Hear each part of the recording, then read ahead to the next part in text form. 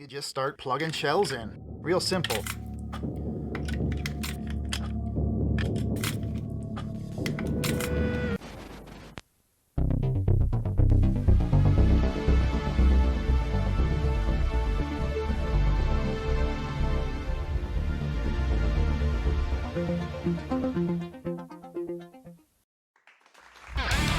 Welcome to T for Two, the Terminator 2 Show! I am your host, your Uncle Casey, and today's episode is the very first in our series of weapon profile episodes, each of which is a deep dive look at one of the weapons used in the Terminator films and exploring the history behind it. Anything else? Phased plasma rifle in the 40-watt range. Hey, just what you see, pal. In this first edition of Weapon Profiles, we're looking at the Winchester Model 1887 lever-action shotgun that was so iconic in Terminator 2 Judgment Day. Make sure to stick around until the end of this episode where we're going to show a montage counting the total number of times that this was fired off in the movie. How many times do you think it was fired? Pause this video right now and leave a comment below with your best guess, just for fun. And then at the end, we'll see how close you got. No cheating, no editing your comments afterward. I'm being totally honest here without thinking about it. I'm gonna take a wild guess and say it was like 21 times. That's my guess. We'll see at the end how close we get. Also, sorry it took so long to get this episode out. This one was planned to be released a while ago, but the studio pushed it back until the crew could get some firearm safety training after a few on-set incidents, which we don't need to talk about, but the Winchester 1887 lever-action shotgun. Oh, shit! Sorry. Okay, I thought we agreed that we weren't going to show these clips again. Can we please just get... There's that little son of a bitch. No, not again. Holy shit! Don't do that. I gotta get him, Denny. No, put it down. I'll get you, you little chewing bastard!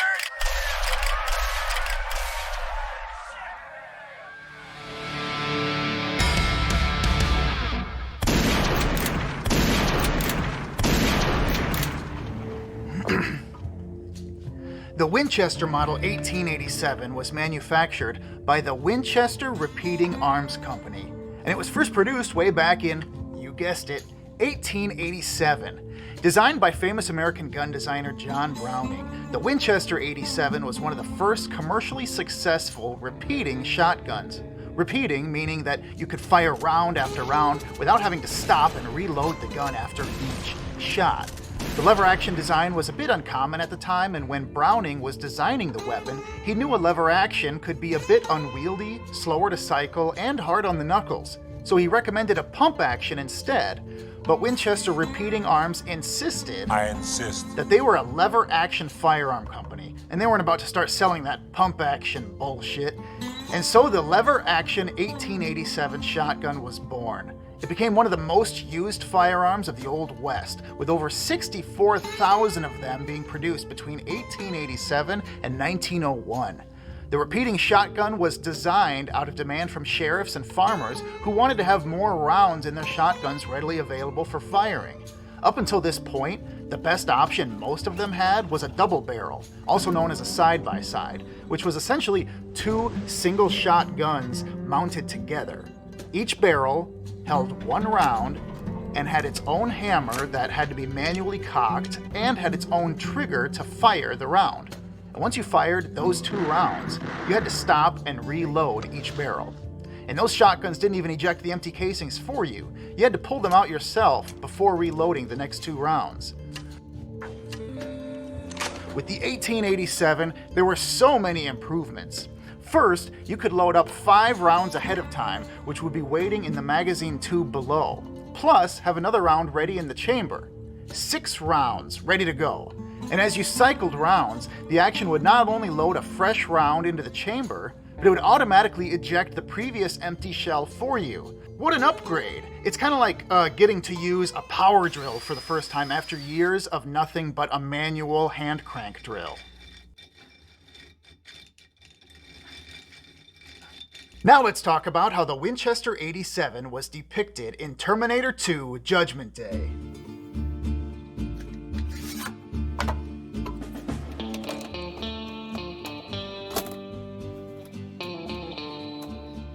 After getting his hands on some clothes, boots, and a motorcycle, and a handgun from the cigar biker, the Terminator is ready to hit the open road. But when Lloyd the bartender comes out and threatens him with a Winchester Model 1887, old Uncle Bob sees an opportunity to add another item to his arsenal. I think it's pretty badass that old Lloyd was protecting his bar with an antique shotgun from the Old West. By this time, it was around 100 years old, and it had a few modifications.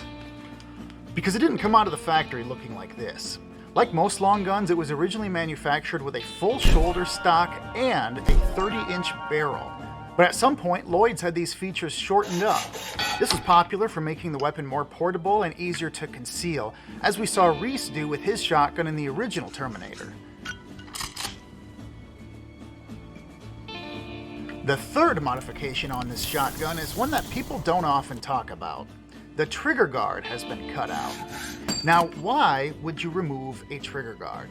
This seems like a dangerous and stupid thing to do. And in my opinion, it is. But nobody watches the show for my opinion. The reason for cutting out the trigger guard is simply for easier access to the trigger, usually for ranchers or sheriffs who tend to wear heavy leather gloves. With these big gloves on, it can be pretty difficult to get your finger to the trigger, especially if you need to do it quickly. Who knows? Maybe Lloyd's granddad was a working cowboy or a Los Angeles sheriff. The point is, this shotgun had a lot of modifications, and it had likely seen some action, and it was about to see more action in the hands of its new owner, a cybernetic, flesh-covered killing machine from the future. Anyway, the Terminator promptly snatched this prized family heirloom from Lloyd's hands, with zero regard for whatever personal family history may be attached to it. And lucky for him, the shortened stock and barrel made it easy to store on his Harley, where he kind of jammed it between the tailpipe and the frame. Though in the original script, he stores it in a much more ballsy fashion, right across the handlebars between the clutch and the brake cables. The next time we see the shotgun is when the Terminator is strolling through the mall with it, cleverly hidden in a box of roses. Which brings us to a new segment on the show called Terminating Myths. Terminating Myths is a segment programmed to terminate myths about the Terminator films that people have been spreading and repeating for decades without considering whether or not they're even true. I feel like I've seen thousands of those generic movie fact websites saying, "Did you know? Terminator 2 has an inside joke where John is listening to Guns N' Roses and then the Terminator is carrying his gun in a box of roses. Get it? Guns N' Roses!" The script for T2 described the Terminator smuggling his shotgun in a rose box long before the Guns N' Roses deal was ever even considered. In fact, in the original script, John and his majestically mulleted friend Tim weren't even listening to Guns N' Roses. They were blasting I Wanna Be Sedated by the Ramones. So while it is a fun coincidence that the Terminator is carrying a box full of stuff with the name of the band from the soundtrack, it really is just that, a coincidence. And it wasn't even the first time that a character in a movie hid a gun in a flower box. This trick was originally used in the 1956 film, The Killing.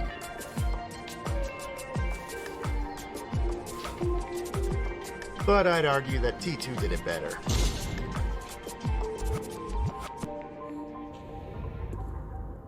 So anyway, the Terminator whips out his big one in one of the most beautiful scenes ever put to celluloid and blasts the T-1000. Get down. Listen to that sound. Isn't that fantastic? Of course, shotguns don't sound like that in real life. They sound more like this. But that's just not exciting enough. The Terminator needs something bigger. I'm ballsy. I don't take no shit from anyone. So the sound design team created their very own shotgun sound for Uncle Bob, starting with a .38 pistol with a phaser effect. Get down. Along with a rifle fired in a canyon to add some big echo. Then they added an actual cannon, then a second cannon, sped up a little bit. Mix them all together, and you end up with this. Get down.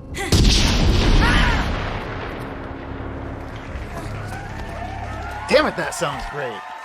What I love about T2 sound effects is that nothing in this film really sounds unrealistic or like artificial or sci-fi. It just sounds larger than life. James Cameron likes to approach sound effects in terms of what he calls hyper-realism. It's not science fiction sound effects. It's not sounds you don't believe are really happening. It's sounds that seem organic and real, but they're bigger than anything you've heard before. It's sound effects with a lot of testosterone. So anyway, the Terminator starts blasting. Now your typical run-of-the-mill shotgun shells aren't like bullets. They're loaded with various sizes of what's called birdshot or buckshot. It's essentially a bunch of BBs that scatter when propelled from the barrel. That's why some old cowboys called them scatter guns. But you can see that the shells that Uncle Bob is firing are solid slugs because each blast leaves one big hole in the T-1000. The last round finally knocks the T-1000 off his feet and apparently makes him see blue for a minute. So while he's laying there rebooting, the Terminator takes this opportunity to reload his shotgun, which we haven't talked about yet. Here is how you load an 1887. You open the lever action, which reveals access to the underbarrel magazine tube below, and then you just start plugging shells in. Real simple.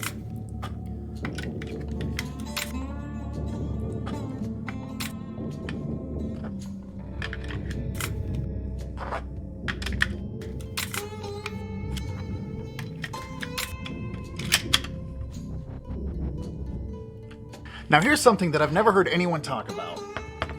Where'd he get the pocket full of shells? We can assume that Lloyd probably kept the shotgun fully loaded in case of emergency, but after the Terminator empties it into his foe, he just starts pulling fresh shells out of his pocket. Where'd they come from? Was it just dumb luck that the cigar biker had a bunch of 12-gauge shells in his jacket pocket when the Terminator stole it? Maybe, but I kinda doubt it. It's probably more realistic to assume that there was enough money in Cigar's wallet for Arnold to stop by a gun shop on the way to the mall to pick up some extra ammo and the latest issue of Easy Riders magazine. That's good. Anyway, it doesn't matter where he got the ammo. Before he can finish reloading the shotgun, the T-1000 hops up and grabs it. Welcome. It gets dropped while they have a tussle, they go through a few walls, and after the T-1000 gets away, the Terminator retrieves his shotgun and finishes loading it as he's in pursuit. Tiny details like this are why I love James Cameron. I don't think I ever really even noticed this until I started working on this episode, but I just love that. Anyway, soon we're in the middle of the epic flood canal chase, where we can finally discuss the iconic flip-cock. One of the most badass maneuvers ever put to film. But while this does look very cool and cocky, that's not why he does it. It's not like he's just showing off to impress John. He does it while riding his bike because he needs at least one hand to steer, so he has to cycle his shotgun single-handedly. Remember earlier when we talked about the modifications on this shotgun?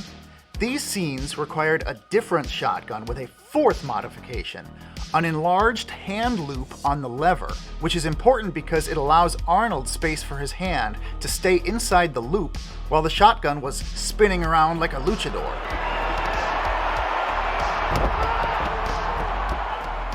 Legend has it that Arnold once attempted a flip cock while holding the wrong shotgun, the one with the standard loop like this one, and almost injured his hand doing so.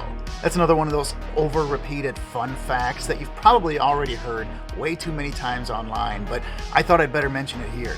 In fact, someone made a Reddit post about that a couple years ago, and Schwarzenegger himself commented on it to give some insight into how he prepared for filming. When the team gave me the shotgun to practice with, at first they gave me gloves to practice with, because without them I would cut or break my fingers.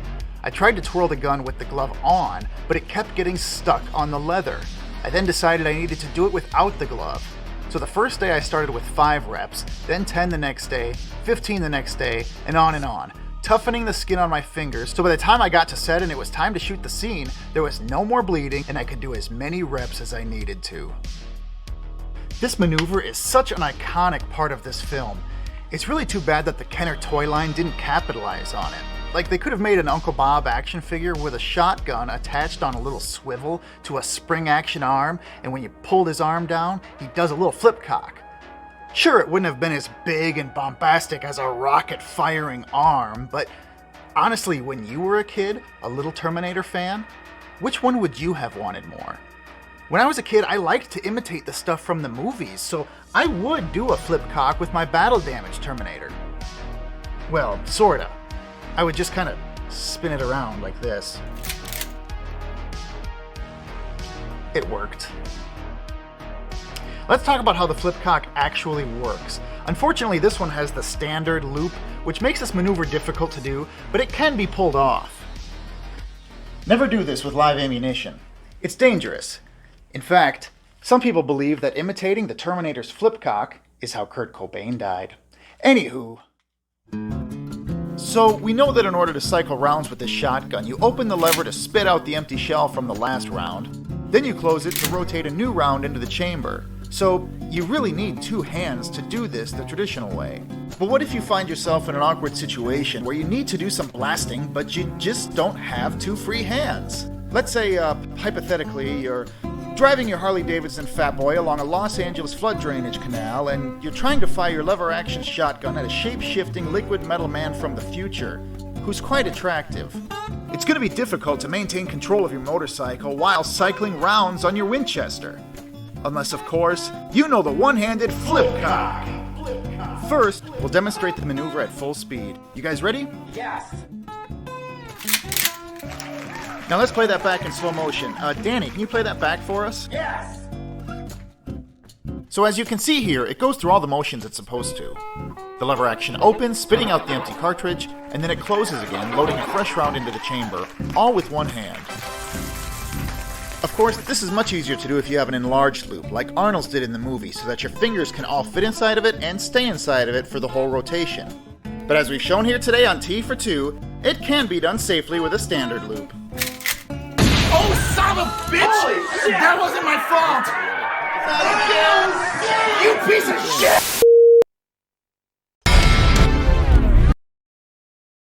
Adiós, amigo.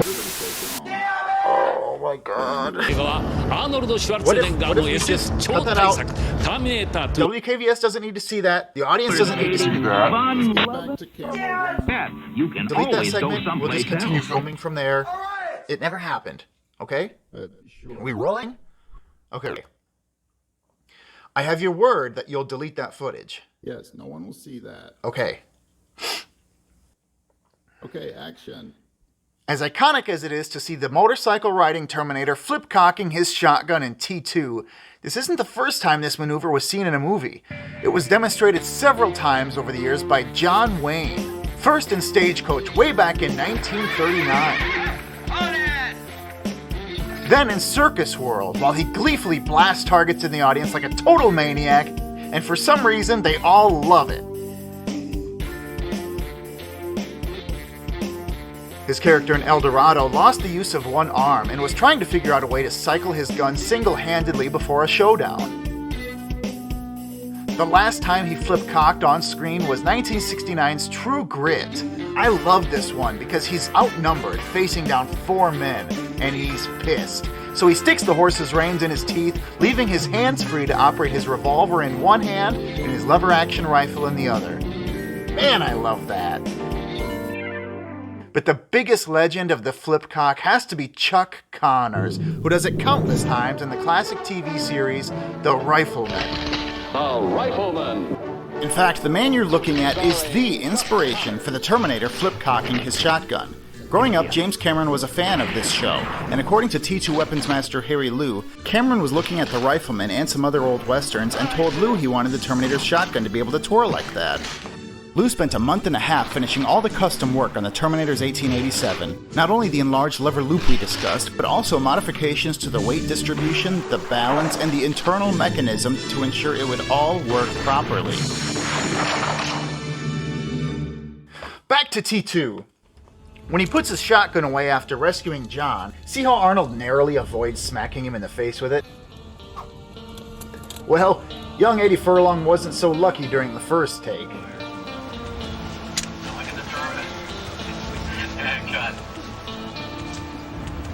Next, the boys pull over to talk, and Uncle Bob takes this opportunity to once again reload the shotgun with more shells from his pocket. You can't really see most of this on any modern version of the film because it's cropped out for wide screens. But on the old full-frame VHS tape, you can see him plugging each new shell into the magazine while John tries to come to grips with the mythical nightmare machine in front of him. But it's alive outside. I'm cybernetic organism, living tissue over metal endoskeleton. The next time we see the Winchester is at Pescadero Hospital, where the Terminator uses it to baseball bat an orderly to the gut.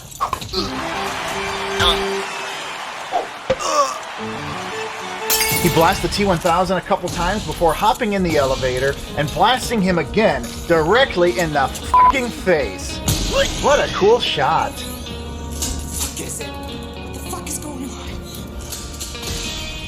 He runs out of ammo and has to stop and reload again right in the middle of the action here, which heightens the drama. I'm kind of surprised his pocket wasn't just bulging with shells earlier. Even though our actors are shooting blanks, these are still real firearms that make a ton of noise, especially in the confines of an elevator. So the actors wore tiny flesh-colored earplugs during these scenes, but during a break between takes, Linda Hamilton forgot to put her earplugs back in and suffered permanent hearing loss in one ear as a result. What did he just say? Since John Connor is a child, James Cameron never wanted him to be shown pointing a gun at anyone, but he did use this scene to demonstrate the young man's firearm knowledge, as he quickly and efficiently reloads the Terminator's shotgun thanks to years of training from his mother. Reload! Uncle Bob must have loaded up John's pockets with shells before they went to bust out his mom. Here, put these in your pockets. Speaking of weapons training, in the weeks before filming, firearm expert Uzi Gal spent time with the cast showing them how to handle the different guns used in the film, including the old Winchester. Even James Cameron wanted in on the training because that's the kind of director he is. Rifleman, Chuck Connor would be proud. The next shots fired from the 87 are one to sever the T-1000's hook and another to knock him off the car, which is the last time Arnold fires the shotgun in this film. Remember to stick around for the end of this episode to see that montage counting up the total number of times that this shotgun was fired off. The only other times we see the shotgun after this are when the Terminator is on watch duty while John and Sarah sleep. Well, John sleeps anyway. And when they show up at Enrique's place, he whips it out one final time before apparently leaving it behind after they help themselves to the underground weapons stash. She always plans ahead. Which makes sense. He's not the sentimental type, and now the gang has an entire arsenal of modern weapons upgrades, like an AK-47, a high-standard riot shotgun, a Colt AR-15, an M79 grenade launcher, a Colt Sporter 2, and a handheld M134 minigun, just to name a few. So while the old Winchester 87 was a pretty cool shotgun, you can see why he just didn't need it anymore. There were a total of 4 Winchester 87s used while filming T2. I think there were 2 with standard loops and 2 with the enlarged loops for flip cocking. And one of the standard loop versions was a rubber prop, which was probably the one that this orderly took to the gut. I bet Edward Furlong wished they used the rubber one for this shot too, but they didn't. Since the film's release, 3 of the 4 prop shotguns used in T2 have been publicly sold at auctions. The whereabouts of the 4th is not publicly known, but it's been rumored to be in the personal collection of Arnold Schwarzenegger. This is your Uncle Casey with a WKVS Studios special update. In the time since we initially filmed this episode, Randy Jennings, president of The Arnold Fans, confirmed to us that Schwarzenegger does, in fact, own the 4th screen-used shotgun from T2. How does Jennings know this? During a recent visit to the governor's office, Jennings held the shotgun in his own hands, so there you have it. Arnold Schwarzenegger still owns one of the 4 1887 shotguns used in Terminator 2 Judgment Day. You too can keep up with all things Schwarzenegger by following The Arnold Fans on your favorite social media. Now back to T for 2, the Terminator 2 show, already in progress. It's interesting that this gun is so beloved today because for a while it was just sort of a relic of firearm history. Once pump-action shotguns exploded onto the scene, followed by semi-automatics, lever-action firearms of any kind just sort of disappeared. But Terminator 2 just made them look so damn cool that they regained popularity, with multiple manufacturers releasing their own new models of lever-action guns, as well as some reproductions of classic models. It was displayed prominently on the poster, which I think makes such a cool visual concept.